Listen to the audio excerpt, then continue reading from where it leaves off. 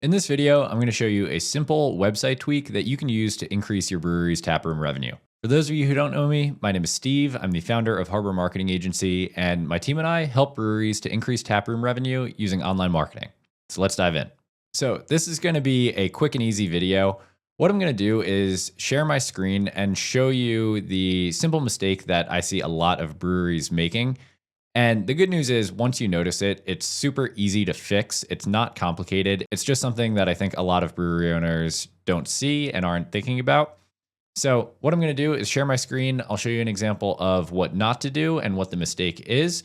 And then I'll show you how to fix it and what a good example looks like. So with that said, I'll share my screen and we'll dive in. Okay, so we're going to start with the example of what not to do. Now, I want to first make it clear, I found this company, Northbrook Brewing Company. I'm not trying to bash them in any way. I'm sure they're an awesome brewery. I don't really know anything about them.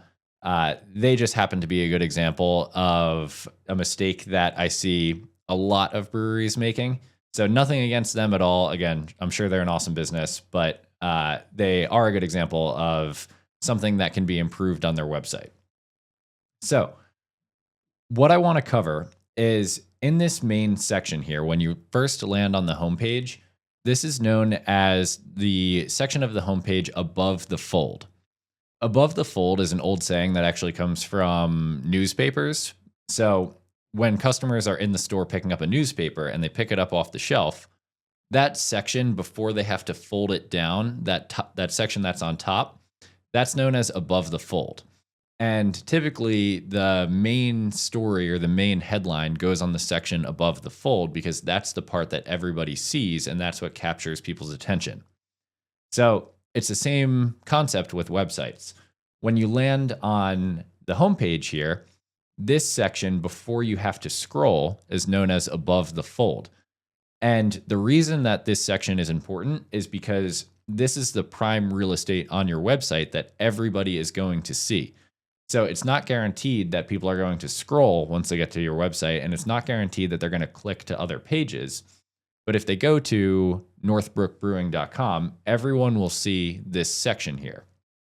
So knowing that, it's important that we maximize the way we present ourselves on this section. So a couple things I would tweak here. I see a lot of breweries do this. They have their logo up top, and then this section is just basically another logo, and it doesn't add any additional value to the website visitor. So what I would tweak here is, first of all, this background image. I'm not sure that brewing equipment is the best image to feature here. What I would do instead is try to pick an image that communicates value to the customer. So maybe you have like a really awesome tap room, and you want to showcase your best picture of your tap room. That would be a good option. Maybe you have just like an awesome shot of, a flight of beers or like your lineup of beers. That would be a good option. Maybe you have a good photo of, your tap room just packed with happy customers. That would be a good option. Something that communicates value to the customer and shows them what they want to see, why they visited your website in the first place. That's what I would swap this picture out with. Secondly, you don't need two logos here. A better use of this space would be, one, start with what we call a value proposition statement as the main headline. So whatever is unique to your brewery that customers really care about, maybe you are known for your IPAs or maybe you're known for your lagers. What I would do is, say something like Arcadia, Indiana's award-winning lineup of lagers brewed fresh in the tap room or something along those lines. Maybe you're known for just having a really awesome tap room, on a lake or on a river or something like that with beautiful water views. Then maybe you say something like, craft beer and great water views, can't beat it. I'm just making things up, but you get the idea. Pick something that is unique and something about your brewery that adds value to customers. And that should be the main headline of your website.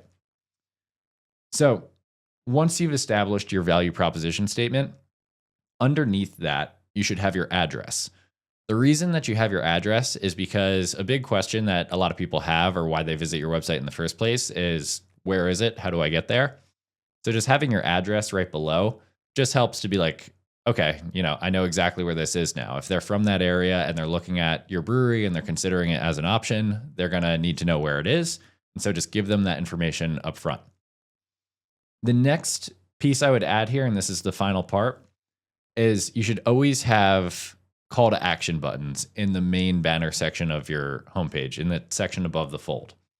So, people need to know what to do next. So what are like the one or two things that you want customers to do before they visit the tap room, or what do you think customers might be looking for? Make it easy for them to find the information that they're after.